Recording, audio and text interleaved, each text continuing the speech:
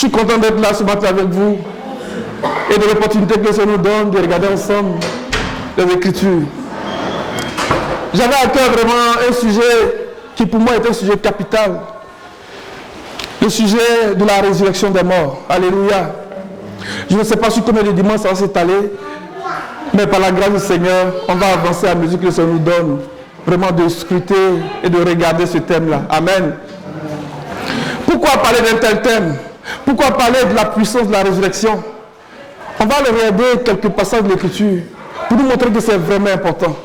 L'apôtre Paul dit que c'est le contenu de son message, c'est le contenu de l'Évangile. Si nous prêchons que nous ne parlons pas de la puissance de la résurrection, il dit que le contenu de notre prédication est vide. Est-ce que nous mesurons vraiment la profondeur de cette déclaration de l'apôtre Paul? Amen. Amen. Mais c'est pour nous aussi l'espérance. Alléluia. C'est notre espérance. Et c'est la justice qui est réclamée par la loi. Depuis Moïse, les prophètes, les psaumes, tout ce message nous parle de la puissance et de la résurrection. Amen. Amen. Nous allons regarder quelques passages. On va faire beaucoup de lectures ce matin. Parce que je veux m'assurer que les choses soient bien comprises, soient bien établies. Amen. Amen. Et s'il le faut, on ira doucement. Alléluia. On va lire dans la version Semeur ce matin pour établir le fait que le contenu de notre prédication, le contenu du message de l'évangile, c'est l'espérance de la résurrection des morts. Alléluia. Dans Corinthiens 15, à partir du verset 11. On va lire du verset 11 au verset 19. Dans la version Semeur. Corinthiens 15. Amen. À partir du verset 11.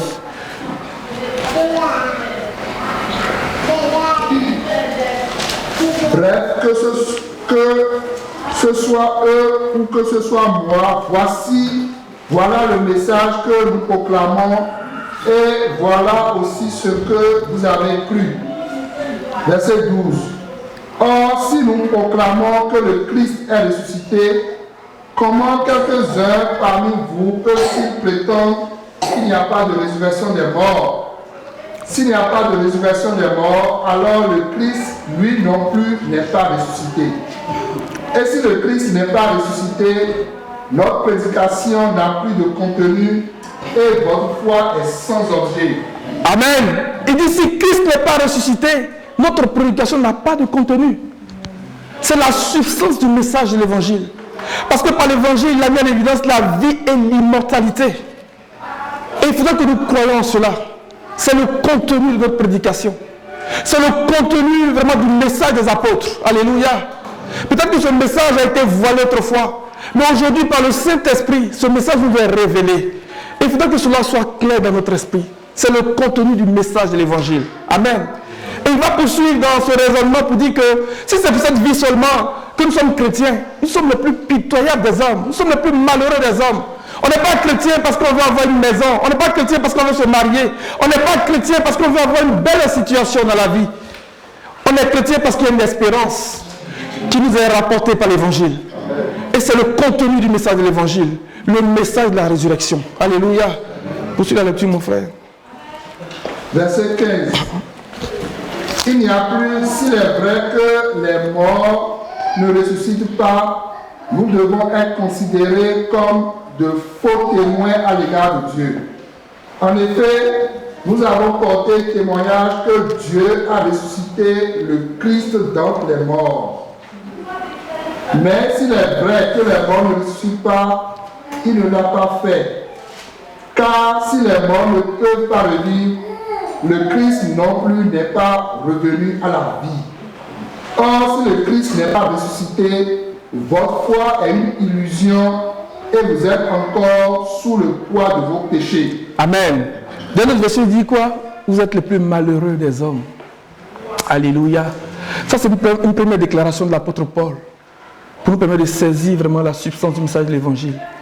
Mais il présente le message de la résurrection comme notre espérance. Alléluia. Comme notre espérance. On va aller dans Actes. Il a présenté ces éléments-là dans Actes lorsqu'il se défendait devant les Juifs qu'il accusait. On va lire ces passages-là. C'est des choses que nous connaissons. Mais l'apôtre Paul dit que c'est bon de nous les rappeler parce que cela est salutaire pour nous. Alléluia. pour nous garder des mauvaises doctrines, pour nous garder des faux enseignements, pour nous garder des chiens. Les chiens, dans le langage de la prophétie, ça parle des mauvais ouvriers, des faux circoncis. Et c'est cela que nous retrouvons lorsque le Seigneur s'adresse aux sept églises d'Asie. Il dit que les faux chrétiens, les faux juifs, qui deviennent après une synagogue de Satan. Amen. C'est pour ça que nous rappelons ces choses-là. Donc dans Acte 23, verset 6, il reprend encore ce message-là. Ça, c'est le deuxième niveau. Amen. Pour établir le fait que c'est le contenu du message de l'évangile. Le premier.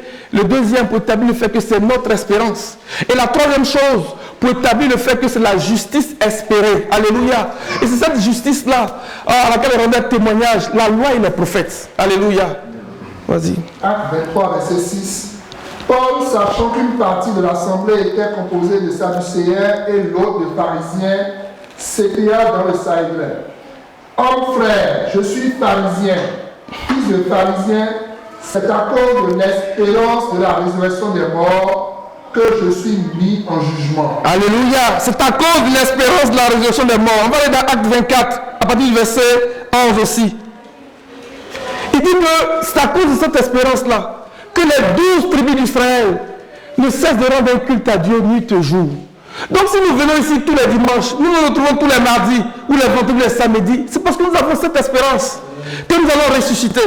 Mais quand je parle de résurrection, je ne parle pas seulement des choses de la fête, mais je parle aussi de la vie présente, des situations de nos vies qui s'apparentent vraiment à la situation des ossements desséchés. Des choses de nos vies qui sont mortes sont capables de revenir à la vie parce que la parole du Seigneur est puissante. Alléluia. Vas-y mon frère. À partir du verset 11. Il y a plus de 12 jours, tu peux t'en assurer que je suis monté à Jérusalem pour adorer. On ne m'a trouvé ni dans le temple, ni dans la synagogue, ni dans la ville, discutant avec quelqu'un ou provoquant un rassemblement séductueux de la foule. Verset 13. Et il ne saurait prouver ce dont il m'accuse maintenant. Je t'avoue bien que je sers le Dieu de mes pères selon la voie qu'ils appellent une secte, croyant tout ce qui est écrit dans la loi et dans les prophètes, et ayant en Dieu cette espérance, comme ils l'ont eux-mêmes, qu'il y aura une résurrection des justes et des injustes. Je veux que tu lis le verset 16 parce qu'il est vraiment important. Verset 16. C'est pourquoi je m'efforce d'avoir constamment une conscience sans reproche devant Dieu et devant les hommes. Alléluia. On va au verset 21. Il dit, à moins que ce ne soit uniquement de ce cri que j'ai fait entendre au milieu d'eux. C'est à cause de la résurrection des morts que je suis aujourd'hui mis en jugement devant vous. Alléluia. On va dans le chapitre 26, à partir du verset 6. On va lire dans la version second 21. Si tu l'as. Oui. S'il te plaît. Acte 26, à partir du verset 6.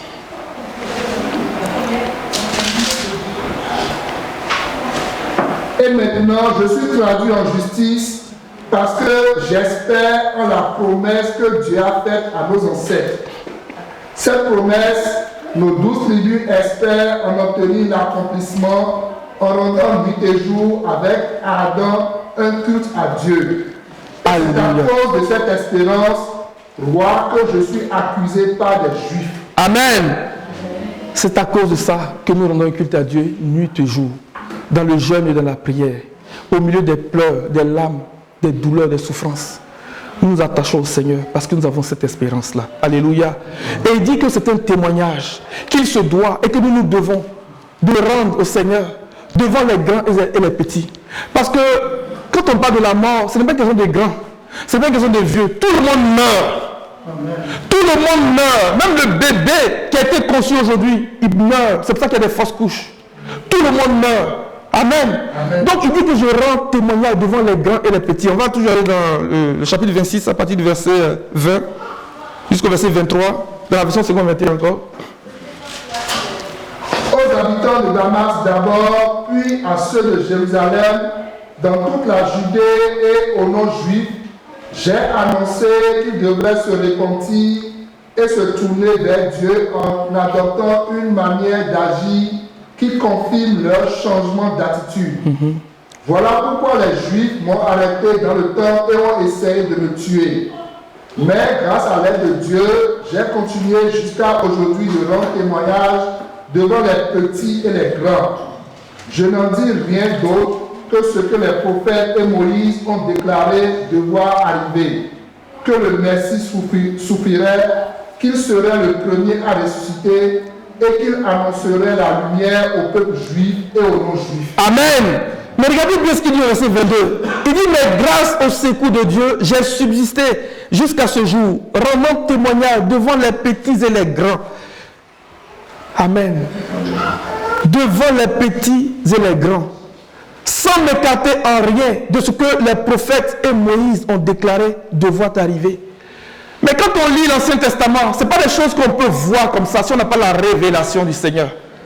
C'est pour ça que lorsque le Seigneur était avec les disciples de Maïs, il les a trouvés très tristes. Il dit, mais pourquoi êtes-vous tristes et de quoi discutez-vous en chemin? Ils disent que tu es le seul à Jérusalem qui n'a pas entendu cette histoire qui s'est passée ici. Il dit quoi? Et ils ont commencé à raconter, parler de l'histoire du Seigneur Jésus-Christ. Il les a écoutés et puis à la fin il a dit, ô homme sans intelligence, ô homme sans intelligence, dont le cœur est lent à croire tout ce qu'ont dit les prophètes. Mais eux ne pouvaient pas savoir ça parce qu'ils n'avaient pas l'intelligence, ils n'avaient pas l'esprit de sagesse et de révélation. C'est pour ça que tout à l'heure on va aller voir la prière que l'apôtre Paul fait pour nous. Il dit que j'ai entendu parler de votre foi, de votre amour pour le Seigneur. Mais je prie pour vous. Alléluia. Et c'est notre prière. Nous prions tous pour ça. Il dit, je prie pour vous. Que Dieu illumine les yeux de votre cœur. Que vous sachiez quelle est l'espérance qui s'attache à votre appel. Le Seigneur a appelé Israël à sortir de l'Égypte. Alléluia. C'était un appel par le message de l'Évangile, par la bouche de Moïse. Et le Seigneur nous appelle aussi de cette manière par l'Évangile. Il dit, je prie pour vous, pour que vous sachiez quelle est l'espérance. Alléluia. Et c'est de cette espérance-là qu'il parle. Et Paul dit, je ne dis rien d'autre. Mais nous, on ne peut pas savoir. Alléluia. Je ne dis rien d'autre. Donc le Seigneur va faire quelque chose pour les disciples d'Emmaüs. Il va leur ouvrir l'intelligence pour qu'ils comprennent les Écritures. Amen. Donc si on se réfère à ces passages-là, on va se replonger maintenant dans l'Ancien Testament avec un autre regard, avec une autre lecture. Amen. En considérant trait par trait tout ce que Moïse a écrit, pour comprendre qu'il est en train d'annoncer la puissance de la résurrection. Et nous allons voir ces choses-là tout à l'heure. Allons-y un peu dans Luc 24 pour lire ce témoignage-là et faire cette prière-là individuellement pour nous-mêmes et collectivement pour dire, Seigneur, ouvre-moi l'esprit que je comprenne les Écritures. Donc quand Paul dit que je ne dis rien d'autre que ce que Moïse et les prophètes ont dit, c'est la même chose que le Seigneur reprend dans Luc 24. Il dit, en commençant par Moïse, il a commencé à leur expliquer, en commençant par Moïse, les prophètes, la loi, tout ce qui le concernait. Parce qu'il n'avait pas compris que le Seigneur devait mourir et ressusciter. Il n'avait pas compris. Mais le Seigneur a dit que vous êtes là à croire. Parce que Moïse a dit ça. Amen. Moïse l'avait déjà dit. Donc il n'y a pas de raison d'être triste ce matin. Il n'y a pas de raison d'être affligé ce matin. Il n'y a pas de raison de penser que tout est perdu, qu'il n'y a plus d'espérance pour moi. Amen. Dans mon mariage, pour mes enfants, pour ma situation, j'avais dit estudiantine, pour mon travail, il n'y a pas de raison d'être triste. Parce que le Seigneur est mort, mais il est ressuscité. Alléluia. Et lorsqu'il est mort, il a fait une proclamation aux esprits en prison. Même si ton mariage était retenu par les liens de la mort, même si tes enfants étaient retenus par les liens de la mort, même si toi-même tu étais retenu par une maladie quelconque, il avait fait une proclamation. Alléluia. Pour que tu expérimentes la puissance de la résurrection. Que ce nous ouvre l'esprit ce matin. Esprit de sagesse et de révélation. Viens nous enseigner ce matin les mystères de ton royaume. Luc 24.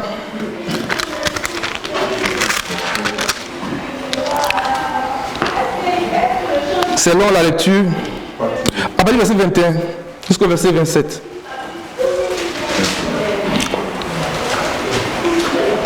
Nous espérions que ce serait lui qui délivrerait Israël, mais avec tout cela, voici le troisième jour que ces choses se sont passées. Il est vrai que quelques femmes d'entre nous ont encore étonnés, s'étant rendues de grand matin au sépulcre. Verset 23. Et n'ayant pas trouvé son corps, elles sont venues dire que des anges leur sont apparus et ont annoncé qu'il est vivant. Quelques-uns de ceux qui étaient avec nous sont allés au sépulcre et ils ont trouvé les choses comme les femmes l'avaient dit. Mais lui, ils ne l'ont pas vu. Alors Jésus leur dit, ô homme sans intelligence et dont le cœur est lent à croire tout ce qu'ont dit les prophètes, Ne fallait-il pas que le Christ souffrit ces choses et qu'il entra dans sa gloire? Verset 27. Et commençant par Moïse et par tous les prophètes, il leur expliqua dans toutes les Écritures ce qui le concernait. Alléluia. C'est ce que Paul établit en nous disant que Moïse avait annoncé ces choses-là.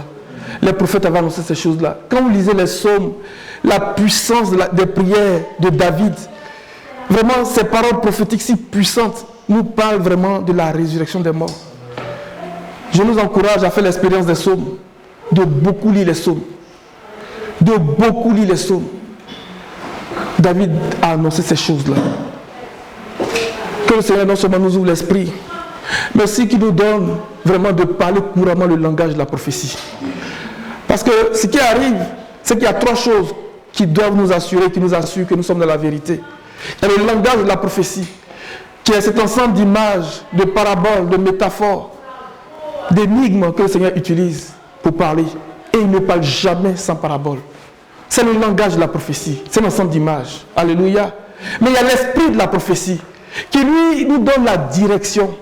Et le vecteur directeur qui nous permet de nous assurer de ce que le Seigneur est en train de faire depuis le début jusqu'à la fin. Et il y a le Saint-Esprit.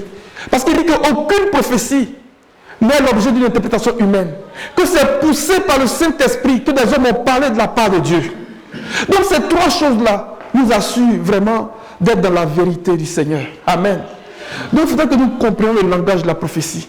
Pour que lorsque le Seigneur parle, nous soyons capables de décoder son langage, de comprendre ce qu'il est en train de dire, de comprendre ces énigmes-là. Et il dit qu'en le faisant, nous devenons des hommes habiles. Amen. C'est une habileté qui nous vient du Saint-Esprit. C'est une habileté que ça nous donne. Amen. Amen. Amen. Et qui vient nous garantir que nous allons certainement entrer dans la promesse du Seigneur. Et l'autre aspect de ce que Paul a présenté, quand il s'appuie sur ce témoignage, il dit que c'est la justice espérée. Parce que la loi est en train de prophétiser. Les prophètes, c'est vrai, sont des prophètes, ils annonçaient quelque chose. Mais ils annonçaient cette justice-là. La résurrection des morts pour nous aujourd'hui, c'est notre justice espérée. Alléluia. C'est pour ça que dans Romains 3, à partir du verset 21 qu'on va lire, il dit, mais maintenant, sans la loi et les prophètes, est manifestée la justice de Dieu. Alors qu'elle rend témoignage, tous ceux qui nous ont précédés. Et cet aspect de Romains 3, 21, l'apôtre Paul le répond dans Philippiens chapitre 3, qu'on va aller regarder tout à l'heure. Amen. Romains 3, 21. À partir du verset 21. Mais maintenant, sans la loi est manifestée la justice de Dieu, à laquelle rendent témoignage la loi et les prophètes. Justice de Dieu par la foi en Jésus-Christ pour tous ceux qui croient. Il n'y a point de distinction. Car tous ont péché et sont privés de la gloire de Dieu, et ils sont gratuitement justifiés par sa grâce, par le moyen de la rédemption qui est en Jésus. Amen. Il dit par le moyen de la rédemption. La rédemption ici est traduite par la libération. Alléluia. Par le moyen de la libération qui se trouve en Jésus-Christ. C'est par lui seul que nous sommes libérés de tous nos liens. Que nous sommes libérés de la puissance de la maladie, de la puissance de la corruptibilité, de la puissance de la mort. Le moyen de la libération, de la rédemption se trouve en Jésus-Christ. Amen. Alléluia. Donc nous avons établi le fait que le message de la résurrection est un message que nous devons entendre, que nous devons considérer. Parce que c'est la substance du message de l'évangile. Amen.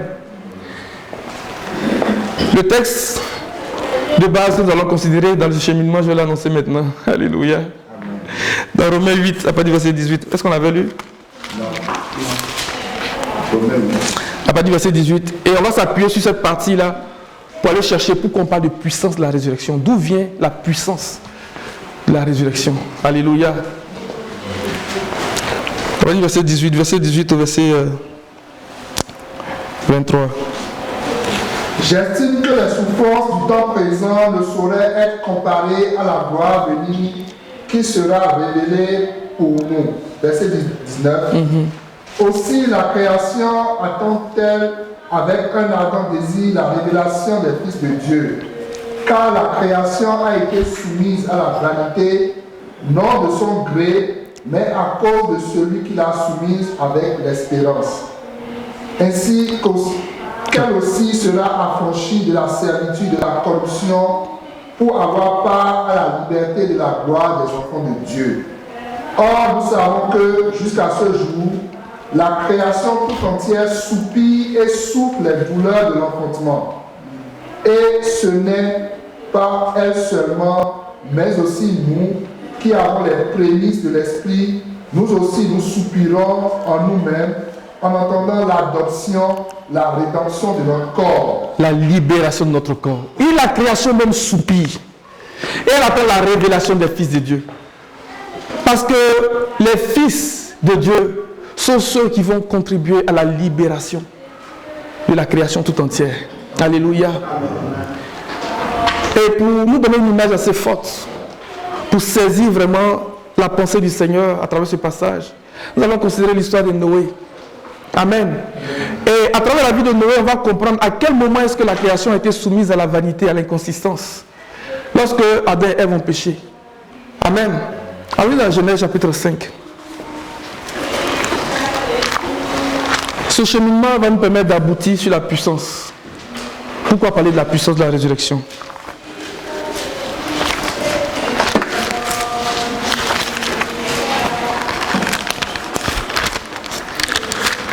Genèse chapitre 5 à partir du verset 28.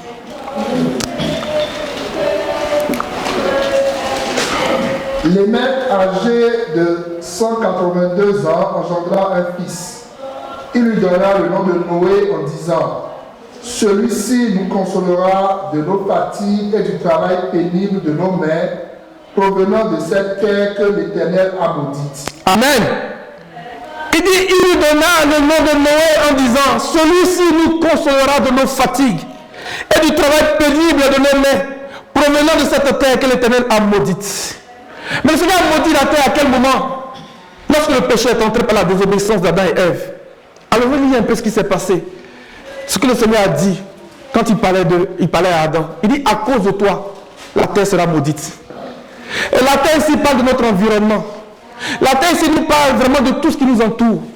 La terre ici nous parle de notre condition de vie, de notre milieu de vie, qui est rempli de piles et de ronces, qui est rempli de douleurs, de gémissements, de pleurs, de maladies, de toutes sortes de calamités que nous voyons, de l'inconsistance en un seul mot, de la vanité. Pourquoi? Parce que Adam et Ève ont désobéi. La désobéissance est la porte d'entrée du péché. Et c'est par la désobéissance d'un seul que la mort s'est étendue à toute l'humanité. L'Ecclésiaste dit qu'un seul pécheur suffit pour détruire tant de biens. Alléluia.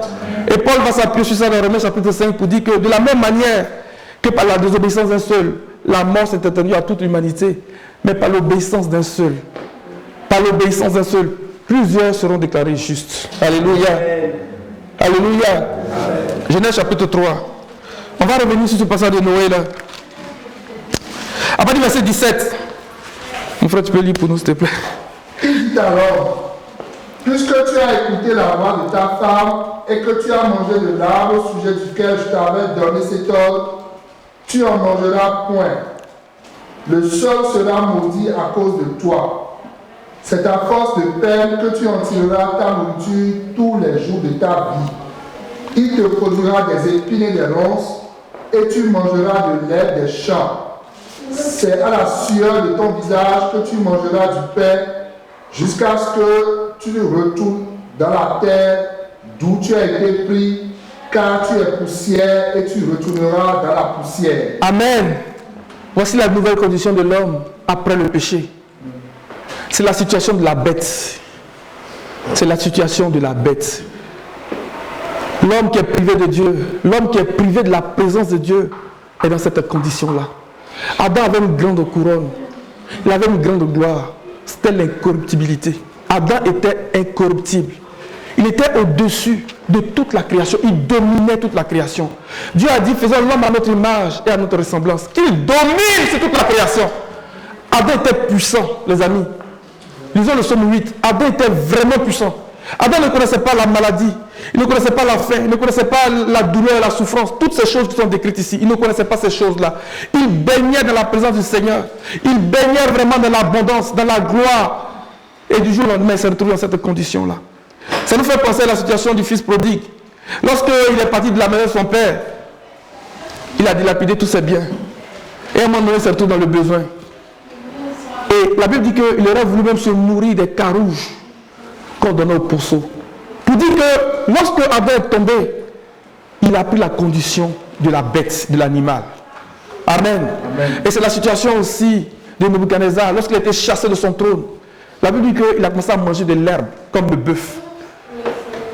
Lorsque nous sommes privés de la présence du Seigneur, notre condition devient celle de la bête. Et nous connaissons toutes ces calamités. Nous connaissons vraiment cet environnement vraiment maudit, empoisonné. Et ce sont les peines, ce sont les gémissements, ce sont les douleurs. Mais il y a un moyen par lequel nous pouvons sortir de cette situation. Et à travers la vie de Noé, le Seigneur est en train de nous annoncer ces choses-là. C'est pour ça qu'il dit, lorsque Noé est né, on va reprendre ce passage, il dit que celui-ci nous consolera. Regardez bien le mot consoler. Il parle du consolateur. Alléluia. Il parle du consolateur. Et dans Jean 16, il dit que j'enverrai le consolateur.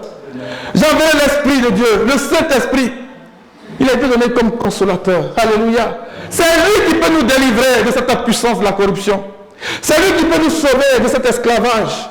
C'est lui qui peut nous soustraire de cette condition. Lisons encore le passage de Noé et puis on va aller dans Jean 16 pour faire le lien. Celui-ci nous consolera de nos fatigues et du travail pénible de nos mains, provenant de cette terre que l'Éternel a maudite. Alléluia. Jean 16, 13 et Jean 15, verset 26. On va lire rapidement et revenir sur le cas de Noé. Jean 16, verset 13 et Jean 15, verset 26. Quand le consolateur sera venu, l'Esprit de vérité, il vous conduira dans toute la vérité, car il ne parlera pas de lui-même, mais il dira tout ce qu'il aura entendu et il vous annoncera les choses à venir. Amen. Quand le consolateur sera venu, prions individuellement et collectivement que ce nous avoir le consolateur. Que nous expérimentions la puissance du Saint-Esprit. La semaine passée, je nous encourageais encore sur ce sujet-là. Expérimentons la puissance du baptême de l'Esprit. Expérimentons la puissance des dons de l'Esprit. Parce que le Seigneur dit clairement, quand il parle de Noé, il dit celui-ci nous consolera de notre peine, de toute la douleur que nous en tirons de cette terre parce que l'Éternel l'a maudite. Lorsque nous sommes remplis de l'Esprit, notre manière d'adorer le Seigneur change. Notre manière de prier change. Et les prières que nous adressons sont vraiment des prières puissantes. Alléluia. Il vient nous ouvrir l'intelligence. Il vient nous annoncer la gloire du Seigneur. Et nous annonce les choses à venir. Quand le consolateur sera venu, il nous vient dans le nom de Noé. Parce qu'on dit que celui-ci va nous consoler. Jean 15, verset 26. Jean 15, verset 26. Quand sera venu le consolateur que je vous enverrai de la part du Père, l'Esprit de vérité qui vient du Père, il rendra témoignage de moi. Il rendra témoignage de moi. Mais lorsque les disciples ont reçu le Saint-Esprit, la Bible dit qu'il rendra témoignage de la résurrection du Seigneur avec beaucoup de puissance et de force. Donc le témoignage que le Seigneur nous amène, nous demande de rendre de lui, c'est le témoignage du message de la résurrection. Quand il sera venu, quand nous le recevrons, les amis, nous allons rendre témoignage de la puissance de la résurrection. Amen. Non seulement pour parler, parce que nous allons vivre ces choses-là. Ce n'est pas du bavardage, c'est la vérité. Nous allons les vivre. Nous allons les vivre. Nous allons les vivre dans toutes les situations de notre vie. Il dit que la terre était maudite. Mon environnement était maudit. Ma famille était maudite. Des choses ont été dites au sujet de ma famille. Mais lorsque je reçois l'Esprit de vérité, lorsque je reçois le consolateur, il vient briser cette puissance-là. C'est pour ça que Paul dit que l'Esprit de vie en Jésus-Christ m'a affranchi de la loi du péché et de la mort. La loi de Moïse réclamait cette justice-là, mais elle ne pouvait pas nous permettre de l'obtenir. Mais l'Esprit de vie en Jésus-Christ m'a affranchi de la loi du péché et de la mort. La mort est une loi, le péché est une loi. Est-ce qu'on comprend ces choses? La vie est une loi. Mais la vie nous vient du Saint-Esprit, nous vient de l'Esprit. Et lorsque nous recevons l'Esprit, il vient pour nous libérer. Alléluia. Il vient pour nous consoler de nos afflictions. Il vient pour nous donner la rédemption. Amen. C'est pour ça que le Seigneur a dit aux disciples, lorsque la question lui a été adressée de savoir, est-ce en ce moment-là que tu vas rétablir le royaume d'Israël? Il a dit, ce n'est pas à vous. Mais vous recevrez une puissance. Je m'en vais tranquillement vers le deuxième aspect. Vous recevrez une puissance Le Saint-Esprit surviendra sur vous et vous serez mes témoins. Alléluia. Il faut que l'Esprit vienne, les amis, pour que nous soyons capables de témoigner de la puissance de la résurrection des morts. Le Saint-Esprit surviendra sur vous et vous serez mes témoins. Alléluia. C'est l'esprit de puissance. Et parce que dans cet esprit-là, nous pouvons expérimenter la puissance de la résurrection. Avant d'aller lire Éphésiens 1, on va lire un peu les paroles que le Seigneur a prononcées au sujet de Noé dans Genèse chapitre 9. Pour amener le fait que Noé était puissant. Noé était vraiment puissant. Genèse 9, verset 1. Après le déluge, ce qui s'est passé, le Seigneur a repris les paroles qu'il avait annoncées à la création dans Genèse 1, verset 6, au sujet de Adam et Ève. Il a repris ces mêmes paroles-là au sujet de Noé. Alléluia. Il dit qu'Adam était puissant. Mais quand le Seigneur dit quelque chose sur ta vie, mon ami, quand le Seigneur libère la parole pour toi, c'est la vie qui s'exprime. La parole du Seigneur est puissante. Il dit qu'elle ne retourne pas à lui sans avoir accompli son effet. Lorsque le Seigneur prononce une parole de bénédiction sur ta vie, tu es béni. Celui que Dieu est béni est béni.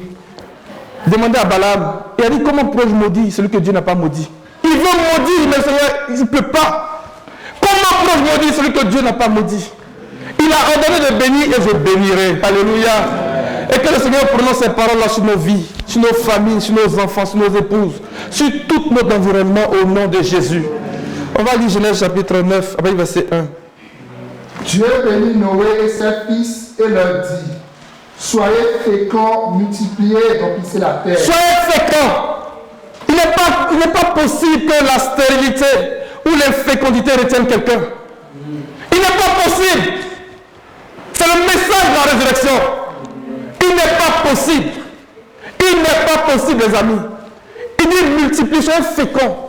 Que ce nous donne d'être féconds dans cette assemblée. Que Dieu libère ces paroles-là sur nos vies au nom de Jésus. Pour que là où l'infécondité est rentrée, ou là où l'infécondité est en train de régner, parce que Paul dit que la mort a régné. Donc la maladie peut régner dans ta maison. L'infécondité, la stérilité peut régner dans ta maison. Le chômage peut régner dans ta maison. Mais le Seigneur te bénit, sois fécond, multiplie. Alléluia. Il vient briser cette loi-là de mort. L'esprit de vie en Jésus-Christ m'a affranchi la loi du péché et de la mort. Continue mon frère. Vous serez un sujet de crainte et d'effroi pour tout animal de la terre, pour tout oiseau du ciel, pour tout ce qui se meut sur la terre et pour tous les poissons de la mer. Amen. Il dit tout ce qui se meut sur la terre, les serpents et les scorpions, sur toute la puissance du diable. Voici, je vous donne le pouvoir de marcher sur les serpents et les scorpions et sur toute la puissance du diable. Quand on parle de tout ce qui se meut sur la terre, on parle de la puissance du diable. C'est ça qu'il est en train de parler. Quand le Seigneur parlait de ça à ses disciples, il a dit que il y a des gens qui auraient voulu entendre et voir ce que vous voyez aujourd'hui, mais n'ont pas vu ces choses-là. Réjouissez-vous de ce que vous voyez ces choses-là. Alléluia. Réjouissons-nous de ce que nous entendons ces choses-là. C'est la grâce de Dieu.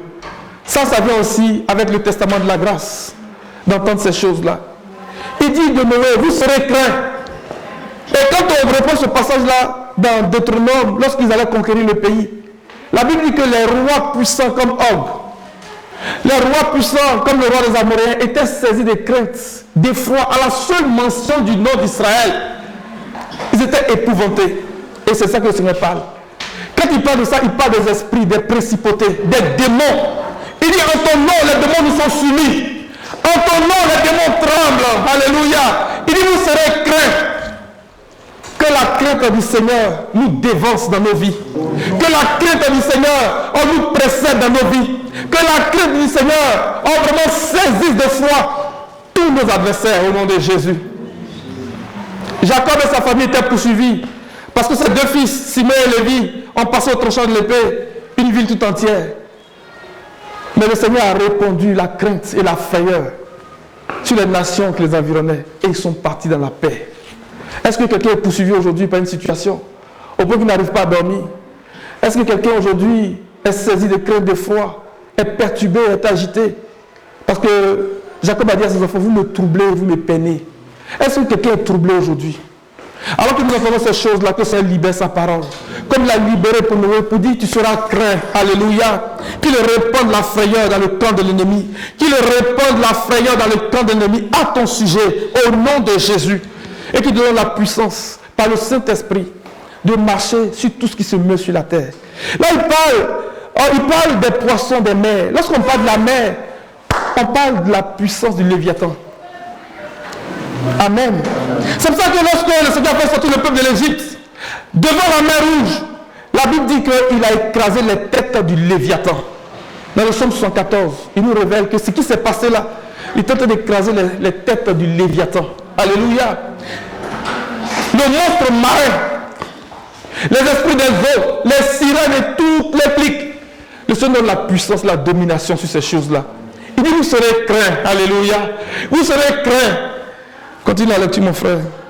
Ils sont livrés entre vos mains. Ils sont livrés entre vos mains. Le Seigneur nous livre nos ennemis entre nos mains. Alléluia. Comme il a livré toutes ces nations entre les mains de Josué et de tout le peuple. Et ils ont pu conquérir leur héritage. Tout ce qui se meut et qui a vie vous servira de nourriture. Je vous donne tout cela comme les bêtes. Alors pourquoi s'inquiéter pour la nourriture? Pourquoi s'inquiéter pour le vêtement? Le Seigneur prend soin de nous. Il prend soin de nous. Alléluia. On lit ce passage-là pour traduire le fait que Noé était puissant. Noé était puissant. Noé était vraiment puissant. Et le Seigneur veut que nous expérimentions cette puissance-là pour connaître la résurrection des morts. C'est pour ça qu'on va aller dans Actes, avant d'aller lire Éphésiens 1. Acte 1. Il dit, vous recevrez une puissance. Disons au Seigneur, je veux recevoir cette puissance-là que tu as annoncée. Disons au Seigneur, je veux recevoir cette puissance-là pour témoigner de la résurrection des morts. Parce que si on n'a pas cette puissance, on ne peut pas témoigner de la résurrection des morts. Alléluia. Acte 1.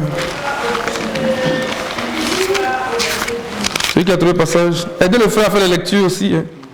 Sentons-nous libres de lire. Amen. Amen. À partir du verset 6. Alors les apôtres réunis lui demandèrent, Seigneur, est-ce en ce temps que tu rétabliras le royaume d'Israël?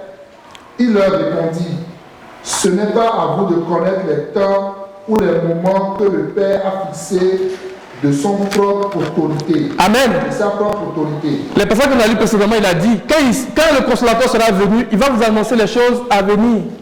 Donc, il est la clé. Il faut qu'on le reçoive. Parce qu'il va nous annoncer les choses à venir. Mais encore, continue la lecture, mon frère. Mais vous recevrez une puissance, le Saint-Esprit survenant sur vous, et vous serez mes témoins à Jérusalem, dans toute la Judée, dans la Samarie, et jusqu'aux extrémités de la terre. Amen. Il dit, vous recevrez une puissance. Vous recevrez une puissance. Et il faut qu'on reçoive la puissance du Seigneur. Et nous voulons recevoir cette puissance-là. Alléluia. Pour être les témoins de sa résurrection. Pourquoi je dis témoins de la résurrection du Seigneur? Regardez dans Acte 4. À partir du verset 32. Je vais lire rapidement, mon frère. La multitude de ceux qui avaient cru n'était qu'un cœur et une âme. Nul ne disait que ses biens lui appartiennent en propre. Mais tout était en commun entre eux. Verset 33. Les apôtres rendaient avec beaucoup de force témoignage de la résurrection du Seigneur Jésus-Christ. Alléluia. Et une grande grâce reposait sur eux tous. Ils rendaient témoignage avec beaucoup de force.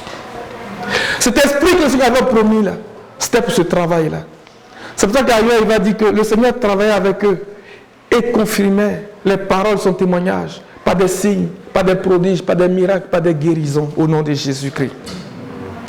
Et donc l'apôtre Paul, qui est aussi prophète, il nous encourage et il dit, je prie pour vous. Et là, je veux qu'on fasse vraiment attention au passage que nous allons lire dans Éphésiens 1. Il y a deux choses qui sont mises en évidence ici. Il y a la puissance par la vertu de la force. Amen. Il y a deux choses pour parler de la parole et de l'esprit. Amen. Éphésiens 1. Est-ce que le rythme, ça va? Alléluia. Du verset 15 au verset 20. Le 21 même. Ouais, vas-y, mon frère. C'est pourquoi moi aussi, ayant entendu parler de votre foi, Seigneur Jésus-Christ, et de votre charité pour tous les saints, je ne cesse de rendre grâce pour vous, faisant mention de vous dans mes prières, afin que le Dieu de notre Seigneur Jésus-Christ, le Père de gloire, vous donne un esprit de sagesse et de révélation dans sa connaissance. Amen. L'esprit de sagesse et de révélation, ça vient par le Saint-Esprit. Ésaïe 11, verset 2, il dit esprit de sagesse et d'intelligence, ou bien de révélation. Dans cette version ici, l'apôtre Paul dit dans la version lui second, il dit un esprit. Ce n'est pas un esprit, parce que ça fait indéfini, mais c'est l'esprit. Amen. C'est l'esprit de sagesse et de révélation. Amen. Et l'esprit de conseil et de force. Et l'esprit de connaissance et de crainte de l'Éternel. Amen. Donc nous prions, nous demandons au Seigneur de nous donner son esprit. Cette puissance qu'il a annoncée, qu'il avait promise. Amen. Pour nous. Parce que cette puissance vient avec l'esprit de sagesse et d'intelligence. Amen. Pourquoi? La suite. Et qu'il illumine les yeux de votre cœur pour que vous sachiez quelle est l'espérance qui s'attache à son appel, quelle est la richesse de la gloire de son héritage qu'il réserve aux saints. Amen. Il présente l'esprit de sagesse et de révélation comme une lumière. Et c'est vrai. Lorsque nous considérons le chandelier avait 7 branches. Alléluia. Qui parle de cet esprit de Dieu. Donc c'est la lumière qui vient pour nous éclairer, qui vient pour nous ouvrir la compréhension de l'évangile. Nous avons besoin du Saint-Esprit, les amis. Il vient pour nous éclairer. Et le chandelier était disposé de manière à éclairer en face la table avec les premières propositions. Pour dire qu'il venait pour révéler. Et lorsque le sacrificateur rentrait dans le lieu saint, le chandelier était en face, il éclairait la table, donc il pouvait se nourrir de la parole. Alléluia. Lorsque le Seigneur nous révèle sa parole, il vient pour nous nourrir. Et c'est comme ça que notre être intérieur se renouvelle de jour en jour. Amen. Parce que le pain de proposition devait être renouvelé de jour en jour. Ça devait être renouvelé. Donc lorsque nous avons la révélation de la parole du Seigneur, nous sommes renouvelés. Mais ce n'est pas un renouvellement comme ça. C'est-à-dire que nous sommes transformés de gloire en gloire à la même image que le Seigneur. C'est pour ça que nous avons besoin de l'esprit de sagesse et de révélation. Lorsque nous lisons les Écritures, il dit que dans le psaume 119, verset 130, il dit que la révélation de tes paroles est claire. Elle donne du discernement. Elle donne de l'intelligence à ceux qui manquent d'expérience. Alléluia. Esprit de sagesse et de révélation. Alléluia. Tu peux lire si tu as trouvé. Psaume 119, verset 130.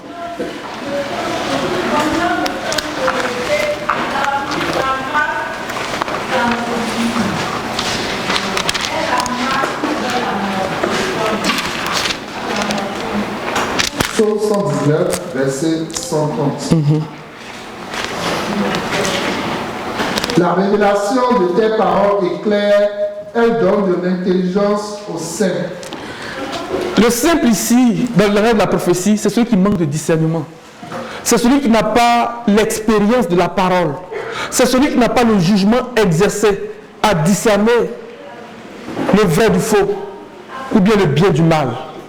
C'est ça qu'on parle ici. C'est pour ça que Salomon, dans le livre des Proverbes, il commence par dire que Proverbe de Salomon, tu peux nous trouver le passage? Regardez bien ce qu'il est dit. Il dit Proverbe de Salomon. Pourquoi? Et puis il commence à établir les 7 colonnes. La sagesse a 7 colonnes, les amis. Et il les cite dans Proverbe chapitre 1. Proverbe de Salomon, de David, roi d'Israël, pour faire connaître la sagesse et l'instruction, pour discerner les paroles d'intelligence. Pour faire connaître la sagesse et l'instruction. Mais le proverbe, là, comme on le disait, ça fait partie du langage de la prophétie. Donc si nous voulons comprendre le langage du Seigneur, l'un des livres que nous devons considérer, c'est le livre des Proverbes. C'est vraiment le livre des Proverbes. Et à ce livre-là, il faut ajouter vraiment tous les écrits de Moïse. Comme le Seigneur l'a dit, il dit en commençant par Moïse, les prophètes, les psaumes. Cet ensemble d'images va nous donner vraiment de comprendre le langage du Seigneur. Donc Salomon commence à dire, Proverbe de Salomon, ça fait joli. C'est pas sous l'arbre à la parole, un vieux qui s'assoit qui appelle les enfants pour... Non, il dit pour. Continue ma soeur. Pour recevoir instruction dans la sagesse, la justice, le juste jugement et la droiture. Tout ce qu'il est en train de citer là, ce sont les colonnes de la sagesse. Si vous comptez, ça fait 7 colonnes. Ce sont les colonnes de la sagesse qu'il est en train de citer. Mais quand il parle de la justice, de l'équité, de la droiture, on peut les regrouper en 2 axes. Notre relation verticale avec le Seigneur parle de la justice et notre relation horizontale entre nous et les hommes pour parler de la droiture. Le Seigneur veut que nous soyons droits les uns avec les autres. Alléluia. Et il continue, il va parler du discernement, de la connaissance et de la réflexion. Continue ma soeur. Pour donner au sein de la prudence. Au sein, comme on a vu tout à l'heure, des gens qui manquent d'expérience, des gens qui n'ont pas le jugement exercé à la parole, des gens qui n'ont pas la capacité de distinguer le bien du mal. En d'autres mots, des gens qui sont encore enfants dans la foi. Continue. Au jeune homme de la connaissance et de la réflexion. Le sage écoutera et croîtra en science, et l'intelligent acquérera du sens pour comprendre un proverbe. Pour comprendre un proverbe. Continue. Et une allégorie. Et une allégorie, c'est une figure de style, c'est une image. C'est le langage du Seigneur. C'est le langage de la prophétie. Amen. Amen. Continue, si tu as fini. Les paroles des sages et leur énigme. Si quelqu'un a une autre version, il va dire pour être habile. Dans la version seconde 21, par exemple. Le proverbe 1. Heureux l'homme qui ne suit pas le conseil. Proverbe. Proverbe 1.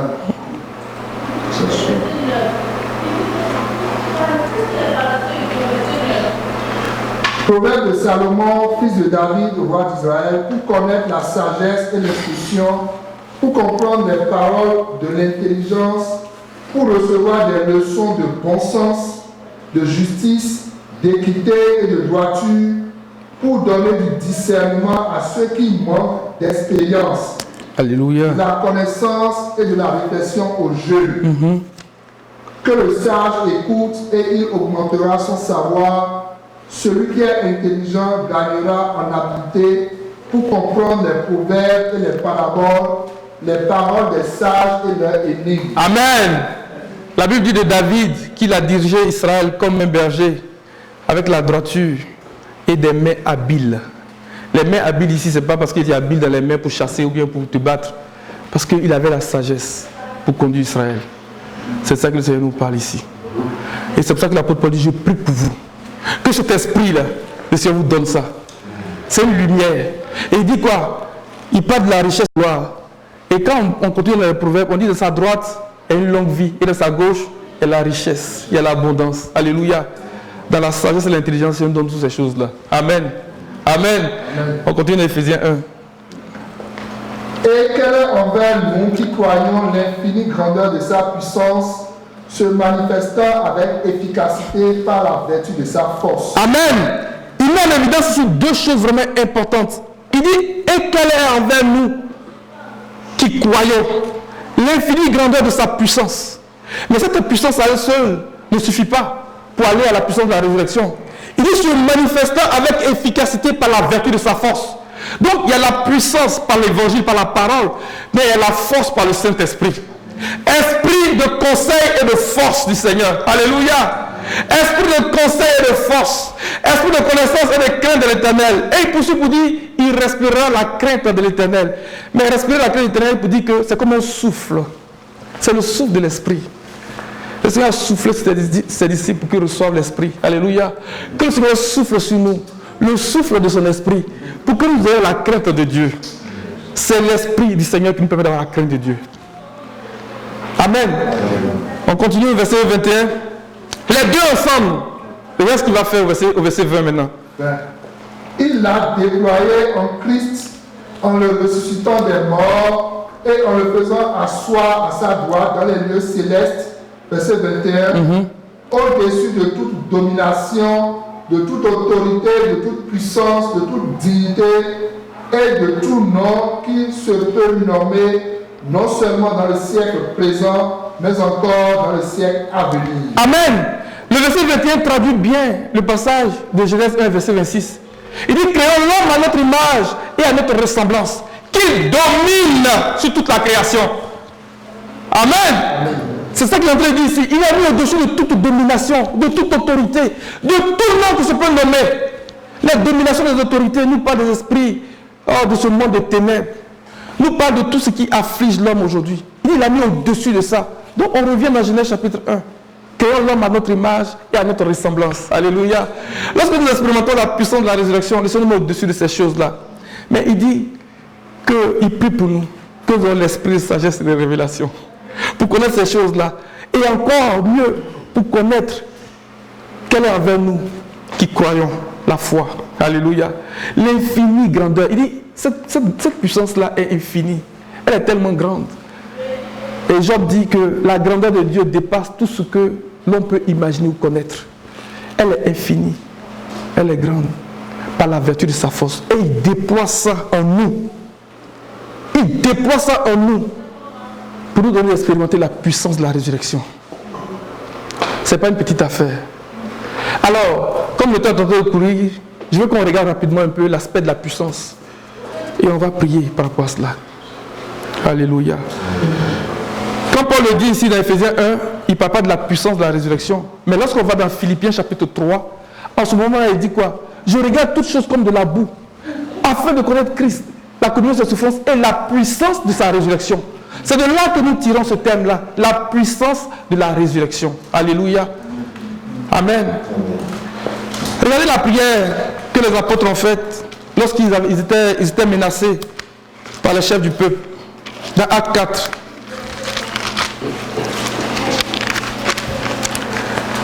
À partir du verset 27. Je vais lire rapidement. En effet, contre ton saint serviteur Jésus, que tu as oint, Hérode et Ponce Pilate, ce sont les autorités, ce sont les dominations, ce sont les noms qu'on peut nommer. Est-ce que nous comprenons ce qui se passe ici? Il dit, tu l'as mis au-dessus de ces noms-là. Mais eux se sont ligués. Hérode et Ponce Pilate se sont ligués dans cette ville avec les nations et avec les peuples d'Israël pour faire tout ce que ta main et ton conseil avaient arrêté d'avance. Et maintenant, Seigneur, vois les menaces et donne à tes serviteurs d'annoncer ta parole avec pleine assurance, en étendant ta main pour qu'il se fasse des guérisons, des miracles et des prodiges par le nom de ton saint serviteur Jésus. Alléluia. En étendant ta main. C'est à cela que c'est sur ce point que je vais marquer ce matin. Mais on n'a pas encore fini. Lorsque le Seigneur envoie Moïse pour aller libérer les enfants d'Israël, Pharaon a commencé à résister. Et Moïse revient vers le Seigneur et dit, mais Seigneur, depuis que tu m'as envoyé, tu n'as point libéré tes enfants. Et puis même, il augmente les peines. Il augmente vraiment la rigueur de l'esclavage. Le Seigneur va dire quelque chose, parlant de cette main-là. Alléluia. C'est de là que les apôtres ont cherché cette prière-là. Amen. Parce qu'ils ont reçu le Saint-Esprit. Donc ils étaient capables de faire des prières en accord avec l'esprit de la prophétie. Amen. Amen. Regardez dans Exode chapitre 6. Il est vraiment important qu'on reçoive l'Esprit. Il faut que nous recevions l'Esprit. Il faut vraiment que nous recevions l'Esprit. Qu'il pleuve sur l'église de Québec. Que le Seigneur voit sa pluie. Pour nous donner de faire des prières vraiment efficaces et puissantes. Il dit en étendant ta main. Et vous allez voir dans ce passage, le Seigneur souligne les deux aspects, la puissance et la force. Comme dans Ephésiens chapitre 1. Exode 6. À partir du verset 1. L'Éternel dit à Moïse, tu verras maintenant ce que je ferai à Pharaon, une main puissante le forcera à les laisser aller, une main puissante le forcera à les chasser de son pays. Amen. Une main puissante le forcera. Il y a la puissance de la force. Est-ce qu'on fait attention à cette distinction? Dans Ephésiens 1, il a dit, quelle est avec nous qui croyons l'infinie grandeur de sa puissance, qui se manifeste avec efficacité par la vertu de sa force. Ici, il dit, une main puissante le forcera. Les deux aspects sont là. Alléluia. Amen. Amen. Amen. Que ça nous donne de comprendre ces choses-là. La puissance et la force. Alléluia.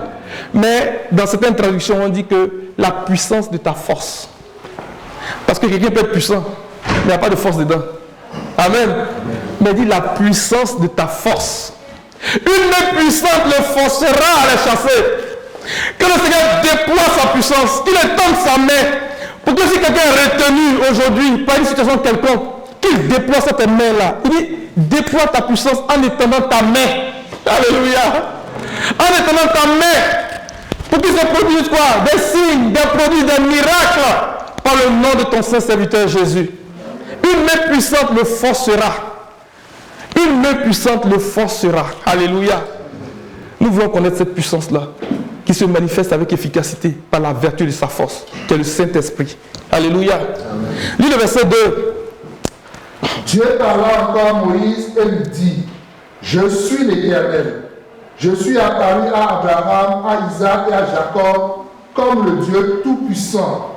Mais je n'ai pas été connu sous mon nom l'Éternel. C'est le Saint-Esprit qui a donné de connaître son nom, là, l'Éternel. Là. Mais si on considère ce qu'il a dit ici, il dit, je suis apparu à Abraham, à Isaac et à Jacob comme le Dieu Tout-Puissant. Ah! Mais je ne me suis pas fait connaître sous mon nom l'Éternel. Mais si on va considérer un peu la vie d'Abraham, d'Isaac et puis de Jacob, à quel moment le Seigneur est apparu comme le Dieu Tout-Puissant? Genèse chapitre 12, verset 1.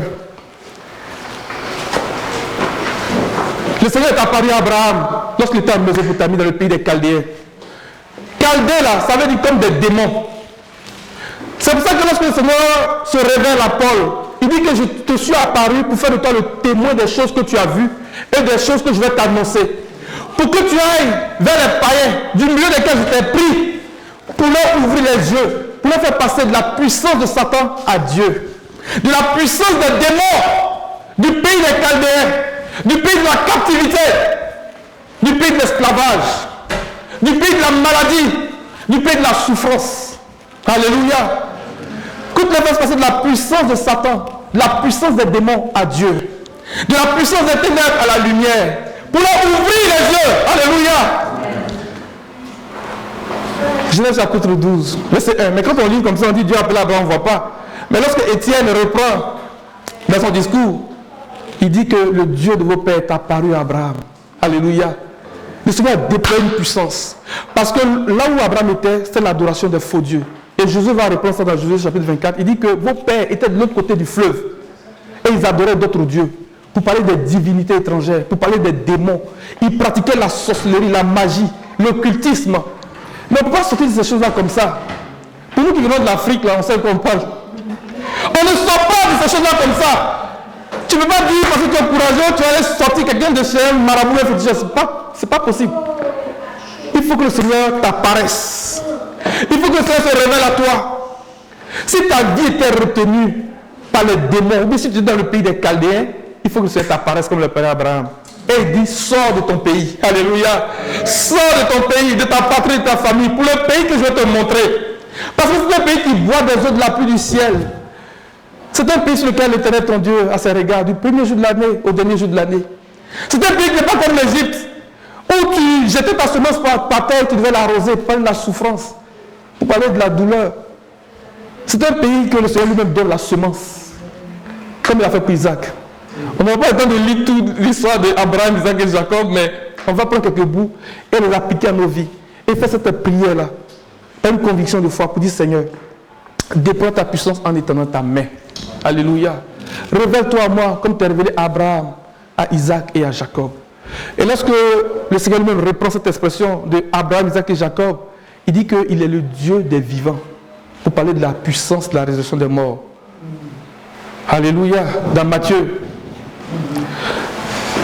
Genèse 12. Tu lis verset 1, tu lis verset 7. L'Éternel dit à Abraham, va-t'en de ton pays, de ta patrie et de la maison de ton père, dans le pays que je te montrerai. Acte 7, verset 1. Avant de lire l'autre partie. Acte 7, verset 1. Le souverain sacrificateur dit, les choses sont-elles ainsi? Étienne répondit, homme frère et père, écoutez. Le Dieu de gloire apparut à notre père Abraham lorsqu'il était en Mésopotamie, avant qu'il s'établisse à Charan. Amen. Il dit le Dieu de gloire est apparu à notre père Abraham lorsqu'il était dans le pays des Chaldéens. Amen. Il est apparu. C'est pour ça que dans Exode 6 qu'on a lu là, il dit je suis apparu à Abraham, à Isaac et à Jacob. Donc moi je veux voir où tu t'es révélé à eux. Amen. Amen. Quand nous lisons les Écritures, ne nous limitons pas seulement, essayons de vérifier. La parole de Dieu est éprouvée, elle est vraie. C'est en cela qu'on est capable de dire la parole de Dieu est vraie. Parce que regardez, il dit qu'il est apparu. Il dit je suis apparu, mais il n'était pas là-bas. C'est où c'est écrit. Donc je cherche et puis je vois. Étienne, rempli de l'esprit, il a cette révélation-là. Et Jésus va dire la même chose dans Jésus 24.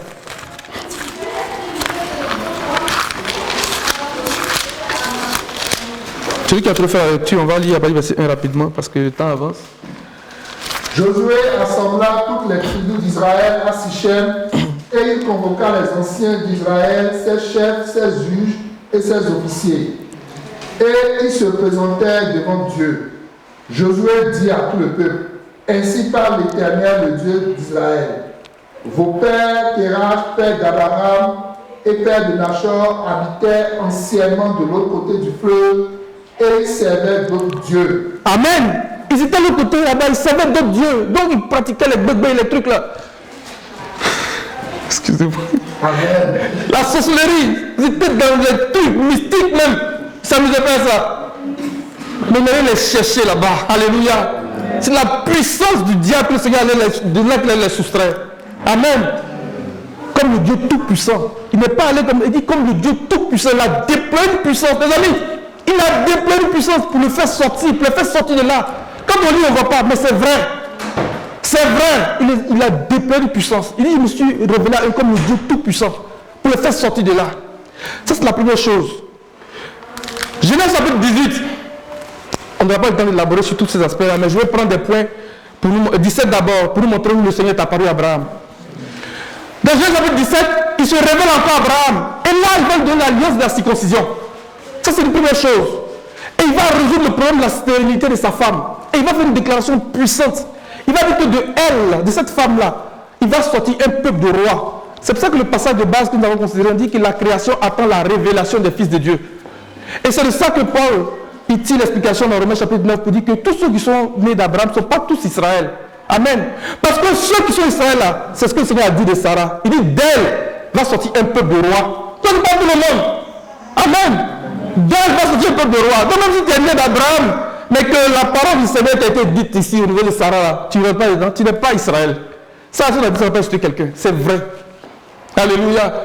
Mais lorsqu'il apparaît à Abraham dans cet épisode-là, il déploie sa puissance. Comment? Parce qu'il va résoudre le problème de la stérilité, le problème de la vieillesse d'Abraham. La Bible dit quoi dans Romains 4? Il dit que Abraham a espéré contre toute espérance, sans tenir compte du fait que son corps était usé. Mais l'usure du corps, là, c'est le processus de la mort qui est enclenché. Lorsque nous voyons les rides apparaître, nous voyons les os qui nous font mal, c'est la mort qui est là, qui a l'œuvre comme ça. C'est la mort à 99 ans. Sarah avait 90 ans. Elle dit, elle n'était plus en état des enfants. Mais qu'est-ce qui s'est passé? Le verset 22 nous dit quoi? Lorsqu'il eut achevé de lui parler, Dieu se leva au-dessus d'Abraham. C'est très puissant comme révélation. Et c'est ce qui s'est passé avec Marie. Quand elle a dit comment cela va se faire, l'ange lui a dit la puissance de Dieu viendra sur toi. La puissance de Dieu te couvrira de son ombre. Donc lorsque le Seigneur était parlé à Abraham, il y avait la puissance de Dieu qui était là, qui était sur Abraham. Alléluia. Et le Saint-Esprit viendra sur toi. Alléluia. Et l'enfant qui va naître là sera appelé fils de Dieu. C'est ce qui s'est passé pour Abraham. Lorsque Dieu eut fini de lui parler, il s'est levé de dessus Abraham. Donc la présence du Seigneur, la puissance du Seigneur était à l'œuvre lorsqu'il parlait à Abraham. Et parce que cette puissance était à l'œuvre, elle tentait de renverser le processus de la mort qui était à Abraham. Donner à Abraham la capacité d'avoir un enfant. Alléluia. Donner à Sarah la possibilité d'avoir un enfant. Il a résolu le problème de la stérilité. C'est pour ça que nous prions que le Seigneur étende sa main, qu'il déploie sa puissance ce matin, comme dans le cas d'Abraham, pour que s'il y a un problème de stérilité, s'il y a un problème de mort qui nous fatigue, de maladie, de tout ce que vous pouvez imaginer, que cela s'accomplisse pour nous. On va lire quelques bouts. Genèse 17, verset 1. Lorsque Abraham fut âgé de 99 ans, l'Éternel apparut à Abraham et lui dit, je suis le Dieu Tout-Puissant. Verset 2. Marche devant ma face et sois intègre. Verset 2. J'établirai mon alliance entre moi et toi, et je te multiplierai à l'infini. Il dit c'est une alliance qui doit être inscrite dans notre chair. Alléluia. Je ne vais pas élaborer là-dessus ce matin parce qu'on n'aura pas le temps. Va au verset 16. Verset 15, pardon. Dieu dit à Abraham, tu ne donneras plus à Sarai, ta femme, le nom de Sarai, mais son nom sera Sarah. Sarah, il change ton nom. Il change ton identité. Amen. J'ai vu Dieu face à face et mon âme a été sauvée. Jacob qui nous dit ça. Lorsqu'il a changé le nom de Jacob en Israël, le Seigneur nous apparaît. Alléluia. Continue, verset 16. Je la bénirai et je te donnerai d'elle un fils. Je la bénirai et elle deviendra des nations, des rois de peuple sortiront d'elle. Gloire à Dieu. Des rois de peuple sortiront d'elle. C'est ce que le Seigneur a dit là, c'est ça qui est ça. Donc les considérations autour de dire non, c'est Ismaël qui est né. Non, il dit des rois vont sortir d'elle. Il dit c'est elle. Alléluia. Donc tous les gens d'Abraham ne sont pas tous Israël. Donc la démarche ou bien l'explication de l'apôtre Paul est juste. Parce qu'il ne dit rien d'autre que ce que le Seigneur a dit lui-même. Et Abraham va intercéder pour Ismaël. Il va dire, et pour mon fils Ismaël. Il dit, pour Ismaël, je t'ai exaucé. Ça veut dire quoi? 2 Corinthiens 6. Il dit, au jour du salut, je t'ai secouru. Au jour de la détresse, je t'ai exaucé. C'est de ça qu'il parle. Parce que Ismaël, c'est l'enfant qui est né selon la chair, qui à un moment donné s'est retrouvé dans le désert avec sa mère, dans la détresse, dans l'angoisse, dans les souffrances. Donc dans nos souffrances là, dans nos douleurs, le Seigneur nous a exaucés. C'est Ismaël. Au sujet d'Ismaël, le Seigneur t'a exaucé, mon frère. Au sujet d'Ismaël, le Seigneur t'a exaucé. 2 Corinthiens 6, verset 1. Puisque nous travaillons avec Dieu, nous vous exhortons à ne pas recevoir la grâce de Dieu en vain. Car il dit, au temps favorable, je t'ai exaucé, au jour du salut, je t'ai secouru. Alléluia. Au temps favorable, je t'ai exaucé. Il y a un temps favorable pour toi, mon frère. Il y a un temps favorable pour toi, ma soeur. Ne dis pas que le Seigneur est en retard. Que depuis là, ma situation ne change pas. Non, au temps favorable, le Seigneur t'a exaucé. Au sujet d'Ismaël, le Seigneur nous a exaucé. Alléluia. Et il continue. Il dit, c'est avec Isaac, celui qui naîtra de toi. C'est avec lui que j'établirai mon alliance. Mais tout ça, là, c'était sous le couvert de la puissance de Dieu qui parlait. Alléluia. Amen. On va continuer parce que le temps est en train de courir. Quand on prend Isaac lui-même, dans Genèse 26, à un moment où il y avait la famine, et il venait descendre en Égypte, et là le Seigneur se révèle à Isaac comme le Dieu tout-puissant. Quelqu'un qui a semé pendant la famine et qui a récolté. Où vous avez vu ça? Honnêtement, c'est là où on voit la puissance de Dieu. Genèse 26.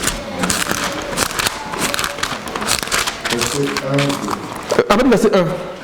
Il y eut une famine dans le pays, outre la première famine qui eut lieu du temps d'Abraham, et Isaac alla vers Abimelech, roi des Philistins, à Guérar. Verset 2. L'Éternel lui apparut et dit, Alléluia. Ne descends pas en Égypte, demeure dans le pays que je te dirai. Amen. Dans le temps de la famine, le Seigneur va t'apparaître. Parce qu'il est le Dieu d'Abraham, il est le Dieu d'Isaac. Alléluia. Donc si je vis une situation de famine, parce que ce qu'il faut savoir, c'est que la mort s'exprime de 4 manières. Le premier élément, qui est la puissance de la mort, qui est le fils aîné de la mort, c'est la famine, c'est la faim. Amen. La mort va se manifester par la famine, par les bêtes féroces. C'est-à-dire que les principautés, les démons, ce sont les bêtes féroces. Les esprits de ténèbres. Par l'épée, ce sont les conflits, les disputes violentes. Et aussi par la peste. La peste, là, les sales maladies d'Égypte, c'est ça qu'on parle. La maladie, c'est les 4 expressions de la mort.